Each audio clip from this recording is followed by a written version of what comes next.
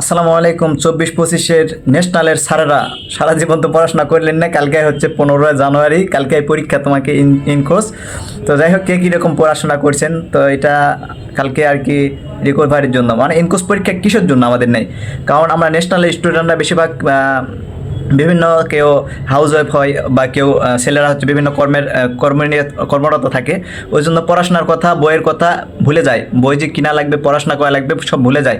তো এই জন্য আমাদেরকে ইনকোর্স পরীক্ষাটা দিতে হয়। তো যাই হোক, অলরেডি এদিকে 6 মাস পার হয়ে গেছে, কালকে ইনকোর্স পরীক্ষা। বই তো পড়াশোনা এখনো কিছু করেনি, কেউ অনলাইনে আসে, এখন এই যে পিডিএফ খুঁজতেছে, কেউ আল্লাহ গুগলে সার্চ করতেছে, কেউ কি বলতেছে মানে কালকে কি পরীক্ষা এটা আগে সার্চ করতেছে।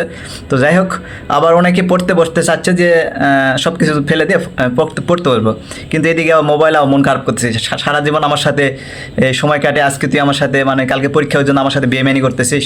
এখন আবার আমিও পড়তে বসতে যাচ্ছি, কিন্তু মোবাইল করতেছে যে এমবি আছে অনেকগুলো, আমাকে ইউজ কর, আবার ওয়াইফাই আছে, মানে কোনটা দিয়ে মানে নিজের কাজ ধরে থাকা যাচ্ছে না। তো যাই হোক, এই সাময়িক বিনোদনের জন্য বা প্রশান্তির জন্য মানে কেরিয়ারটা ধ্বংস করেন না, পড়াশোনা করেন।